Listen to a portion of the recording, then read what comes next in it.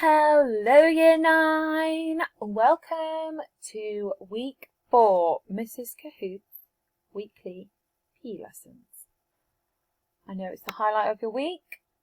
I'm trying to think how I could jazz these up. I can't. So you're just going to have to listen intently. I know that you're all super dedicated to PE, so it won't be an issue for you.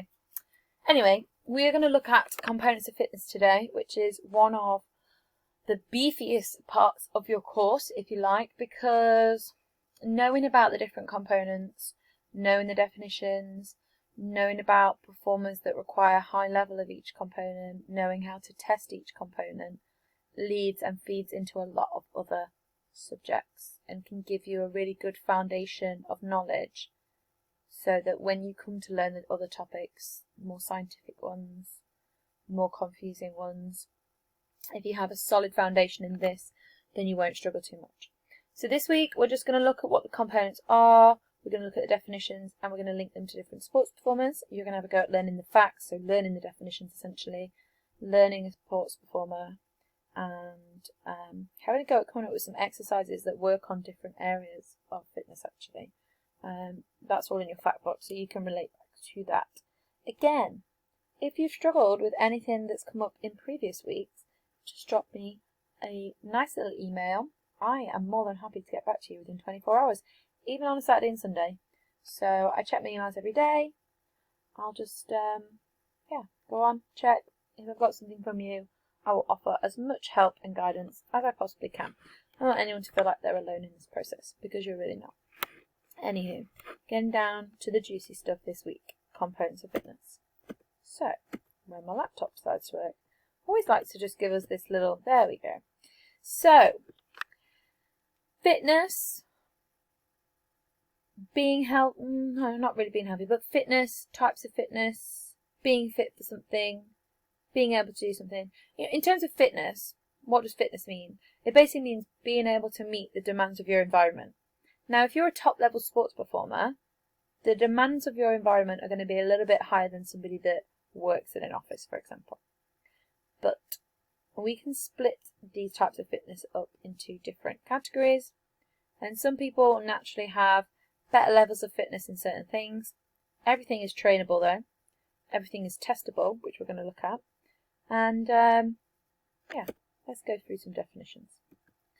So, first and foremost, the big one, the famous one, you probably know it as stamina, but the correct terminology for it is cardiovascular endurance. So essentially, your cardiovascular system is made up of your heart and your lungs, and blood vessels around your body, and they're a transport system, a pump, an engine if you like, with a transport system to your muscles to keep them exercising, to keep them working. So, the definition then you'll see in blue at the bottom, the ability of your heart and your circulatory system to meet the demands of the body for a long period of time. This long period of time bit is important because that's the endurance bit.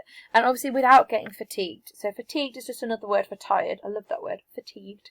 But it's another word for feeling tired. So the better cardiovascular endurance you have, the longer you can keep exercising for, keep working, keep moving, not feel tired, not feel absolutely exhausted if you have to walk up a flight of stairs or something like that. That's cardiovascular endurance as well, okay, just on a different level. Now you can see there's some performers here that require cardiovascular endurance. I mean, this one's a bit random, speed skating, but we all know football. Footballers need to work for 45 minutes without getting fatigued, essentially. If you start getting fatigued and tired, as a top-level performer, what's going to happen to your performance? All say it at the same time. If you get tired, what's going to happen to your performance? Is it going to go up or is it going to go down?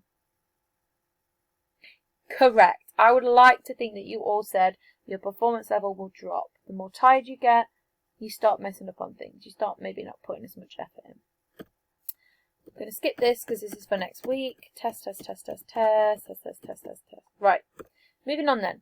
Muscular endurance. So again, this is stamina, but it's in a different sense. We're not talking about your heart and lungs anymore. We're talking about once that oxygen goes through that transport system and it gets to the muscles, the working muscles that need it, this is what this is all about. So muscles being able to keep working for a long period of time without getting tired. So the ability to use your voluntary muscles over long periods without getting tired, or that really nice word that we just learned, fatigued. Now I'll tell you that story. I've started Couch to 5K because, believe it or not, I'm not actually that physically fit as I used to be. You know, having a baby and no time will do that to you. Having more free time means I've started Couch to 5K, and it is really good. I hate running, and it's really good. But what I found was, and what I found this week, I'm on week 5, and what I found this week on week 5 is that my cardiovascular endurance is actually pretty good. Like, still there. Like, I haven't lost much of that, really. And I think that's just from being busy and, like, running around. Like, I haven't lost much cardiovascular endurance. And go for walks and stuff, so that keeps that up. But this week, I had to run 20 minutes solid. That's, like, the first time I've run 20 minutes solid in a long time. And no breaks, no walking breaks or anything, because you do get walking breaks in Couch to 5K. But, yeah, today was no walking at all. Just 20-minute run. Steady pace. And I was fine. But, oh my lord, the last 5 minutes, like, cardiovascularly, felt fine. Like, I wasn't, like, breathing too hard. Felt like my chest and lungs felt good.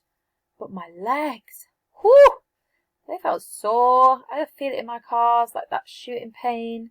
Thighs were pretty good, but yeah, calves and my knees.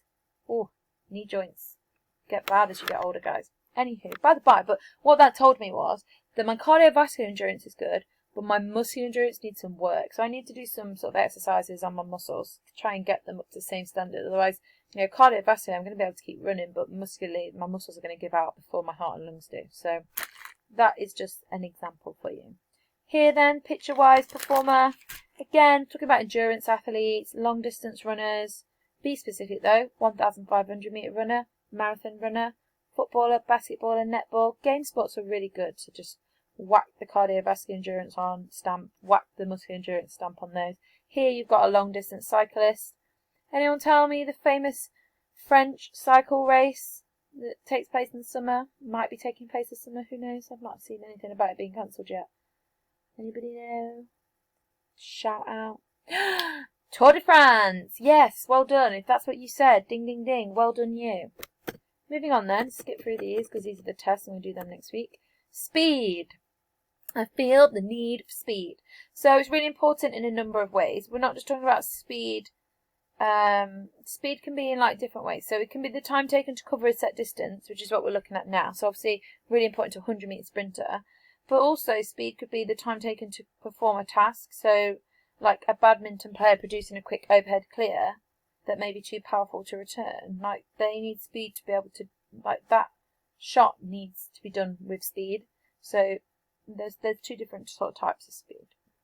It's important to be clear what type we're talking about. Strength then, muscular strength.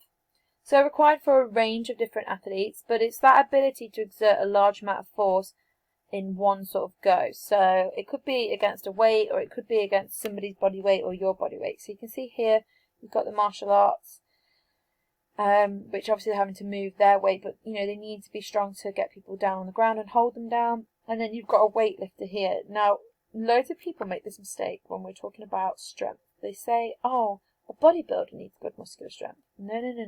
Bodybuilding's a hobby, okay? It's not classed really as a sport. So, you know, they might train in certain ways to get that certain type of body. But when we're talking about sport, we always talk about weightlifter. Weightlifter, shot putter, for example, javelin thrower, things like that need good strength. You know, every sport requires a little bit of every type of fitness. So when you come to sort of the end of year 10, you'll write a piece of coursework and you'll pick a sport and you'll have to say what component of fitness they're working on. Let's look at power then. So power is just strength and speed combined. So it's important for explosive events, throwing, sprinting. So you'll find it, you know, athletics events. You can easily talk about an athletics event and talk about that performer needing good power. So it's essentially a strength task done with speed. Skip through the test. Flexibility. Some of you will be more flexible than others because it's about the range of movement that you have around a joint. So suppleness, the ability for your muscles to stretch and then return to their original position around that joint. And it's important that all athletes have a range of flexibility to avoid certain injuries, muscle strains, tears, injuries, dislocations, things like that. So flexibility is a range of movement around a joint. And people can have really good flexibility around a certain joint and really poor flexibility around another joint. This is why warm-ups and cool-downs are so important, because they involve that element of stretching, which allows those muscles to become more elasticated and obviously increase your flexibility, reduce your risk of injury. Oh, really good though, in terms of if we're linking to a sport, because remember that's on your facts for this week. We look at, if we're going real specific here, gymnasts have to get their body into certain positions and shapes that are perhaps past their normal range of movement. A dancer, again, has to move their body in a certain way that's beyond that normal range of movement. Agility then. So, agility is the ability to move your entire body under control, so changing direction with speed. And it's required in so many sports. All game sports require a high level of it, but also things like tennis, badminton, table tennis, really, really important. You know, changing direction with speed and control. Balance then. Now, balance can come in two types. It can be static, so stood still, so having balance in a handstand, holding a position for a long period of time, or it could be dynamic, so keeping your balance on something. So you can hear, look, somebody is surfing, which is a sport, and they've got really good balance, but they're not necessarily keeping completely still. Like, they're moving their body with whilst they're on the skateboard. They're adjusting their body to try and keep that centre of mass over that base of support in the middle to stop them falling off. So you keep your centre of mass over the base. So for example, if you stood on 1 foot, your centre of mass needs to move so that it is over that 1 foot, whereas before, if you were stood on 2 feet, your centre of mass is over 2 feet. So, you know, if you did a handstand, your centre of mass is over your hands. That's your base of support. Really good for gymnasts, so static balance, really important for a gymnast. Dynamic balance, really good for a dancer, obviously skateboarding, surfing, things like that that are mentioned on here. Coordination then. So coordination is going to be really important in a sport where you're going to have to move an object and yourself, or move 2 or more body parts, coordinating your feet and your arms. So it's the ability to move 2 or more body parts at the same time with, you know, fluently, with control. Badminton players, table tennis players, but also just, you know, general throwing and catching requires a level of coordination. Passing football requires a level of coordination. Reaction time then. So reaction time is the time taken to respond to a stimulus. Now this stimulus could be anything. It could be somebody throwing something at you. It could be a gun going off at the start of a race. But it's all about, it could be an opponent coming towards you that you need to sidestep. But it's the time taken from when you see that stimulus to your movement. So how long does it take you to react to something? Here, obviously, you've got a table tennis player. I've given you the example of a 100-metre sprinter at the start.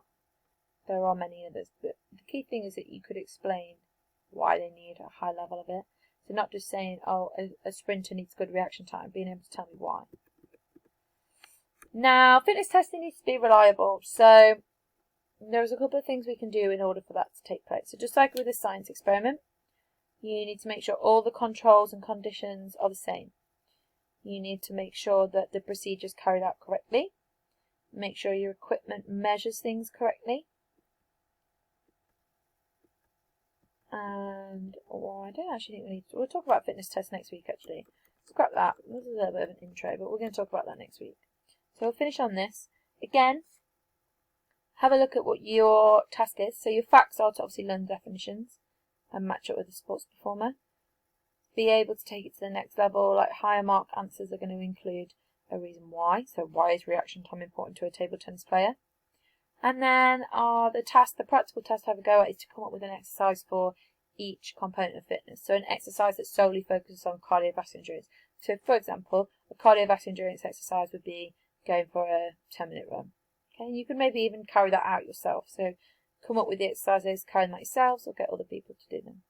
For now though, I'm going to sign off before I get cut off. And yeah, email me if you need some support. Next week we'll finish with looking at fitness tests. Take care guys, stay safe, bye.